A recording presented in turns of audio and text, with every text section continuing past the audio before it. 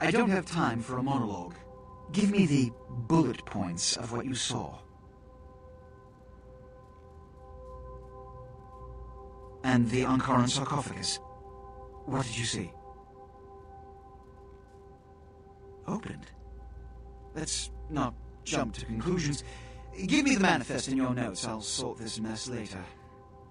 You might have noticed when you came in, the parade of malingering mollycoddles filing out. Those were the Primogen, this city's clan elders, a worrisome bunch devoted first and foremost to the security of their own skin, which is why they were here. It seems Alistair Grout, the Malkavian Primogen, has either forgotten how to answer his phone, or is missing. Each minor problem like a grain of sand, each night I inherit the desert. The Sabbat's appearance has put the Primogen on edge. Grout's mansion is in the Hollywood Hills. I need you to pry Grout out of whatever crack he's crawled into, and have him contact us. Yes, for the moment. You know, your demeanor thus far bears similar characteristics to those that rise to the top of this organization. Stay that course. Yes, about Grout. As I said, Grout is the Malkavian Primogen. His behavior and home are eccentric, to say the least. He's developed a paranoid bent lately, so you may have to check under every bed in the place for him. I suppose I can spare a few seconds. Yes, it's common knowledge. I was born in Calais, France, over 200 years ago. When I graduated from the Royal Military Academy, I joined Napoleon's army. It was shortly after Waterloo, when I was embraced by a Belgian noble. From that time onward, I counted some of the greatest kindred in Europe as my mentors, and worked towards establishing a Camarilla presence in new territories. In 1930, I came to the Americas and staked power in New York. Soon after, I headed west to claim domain. I'm Ventrue, but I don't disparage any of the other clans. All are equally important in maintaining the foundations of the Camarilla, and the elders of each serve as my council. Yes. You've met Beckett? Yes. He did pay me the courtesy of announcing his presence in my city. He's lionized in kindred society, by most. Beckett's the definition of renowned scholar, but he's also a lone wolf, and owes allegiance only to his intellectual pursuits. Yes. Jack.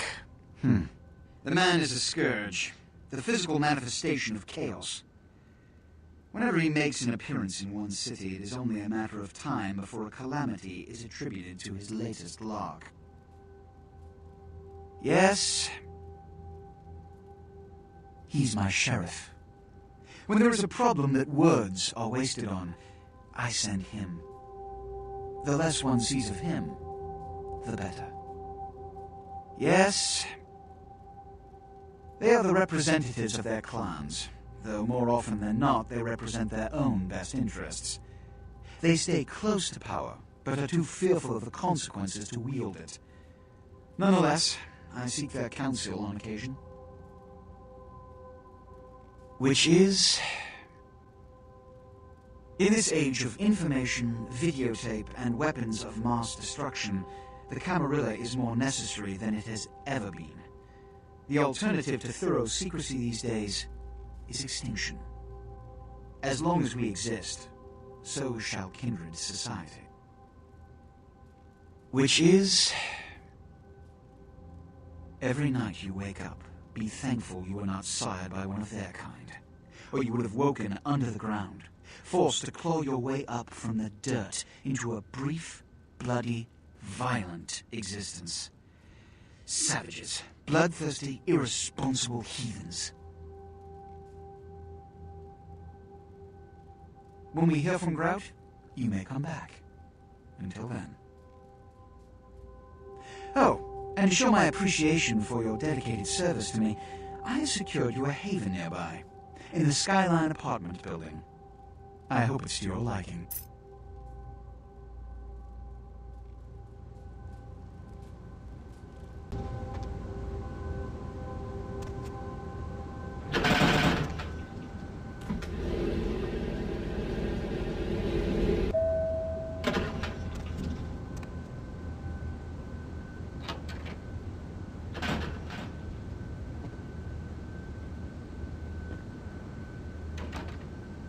I'm so glad you're back. I've been waiting here just like you asked. Your place is, nice.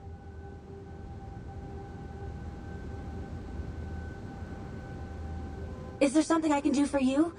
Anything. Just ask.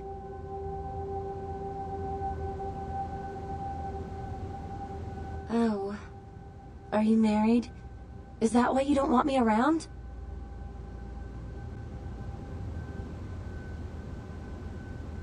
What? You're joking, right? That's like slang for something like catcher or some fetish term, right? Not like a blah, blah, vampire, right?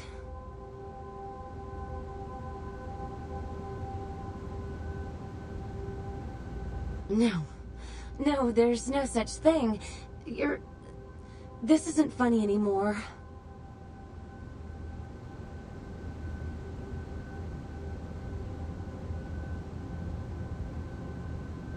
You will. I do love you so much, whatever you are. I don't care. I just want to be with you.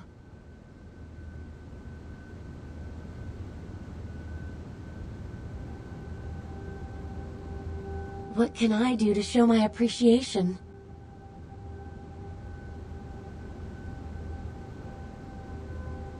Me? I'm not so special, you know? I go to college. I'm majoring in fashion design. I think I'm pretty creative. I just started school a year late because my parents died. Car crash.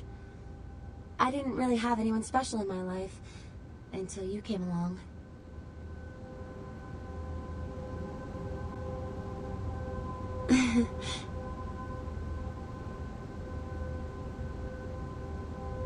Okay.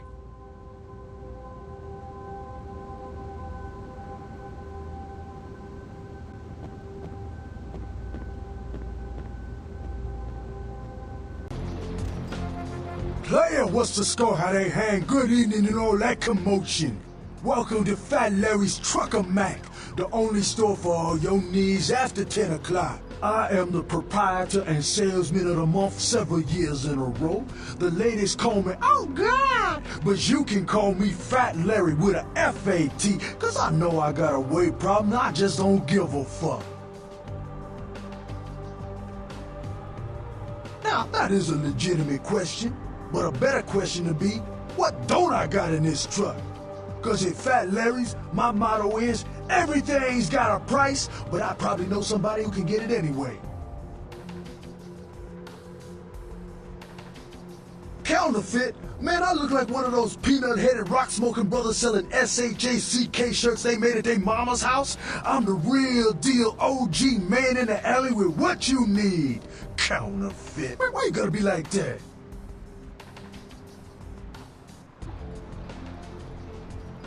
Nah, that's what I like to hear. But it's like this. I save my best stuff for select clientele. Now that don't mean I don't appreciate your business. It's just, you know, business.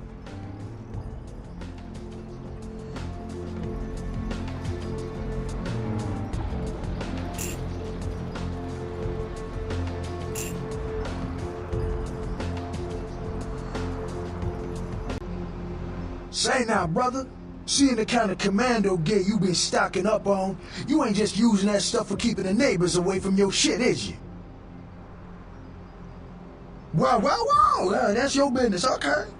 I just figured somebody with a shopping list like yours might be up for a little action, alright? Yo, I need a hardcore, massively bionic, two-fisted Yojimbo for a supersized skull.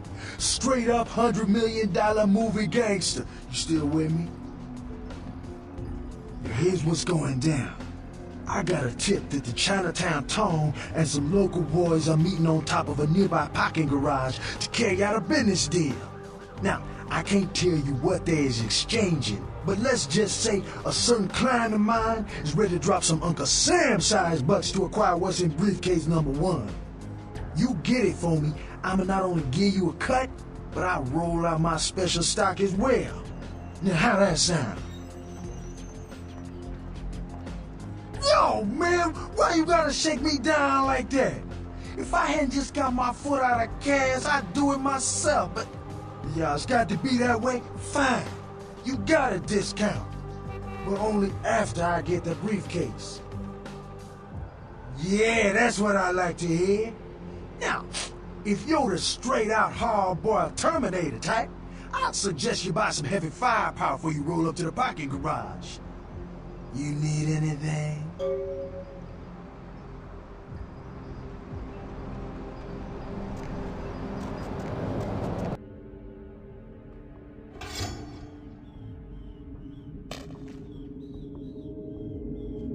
What was that?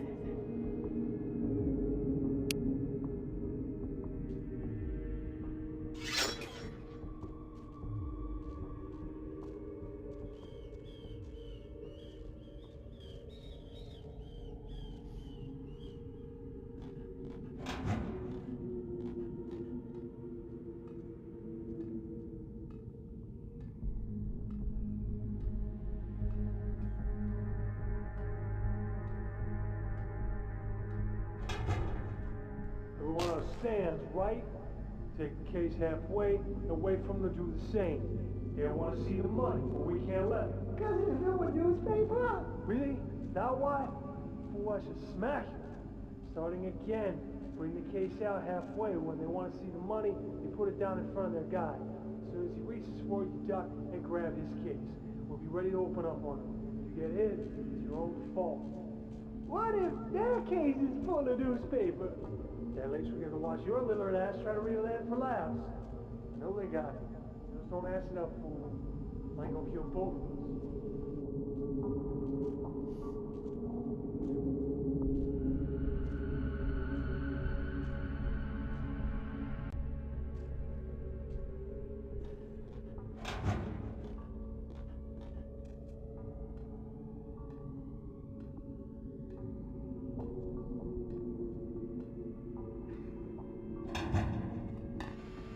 Any second now, under sinister removed, I'm going in shooting. Never know what hit him. Think they'll try something? Let's hope so.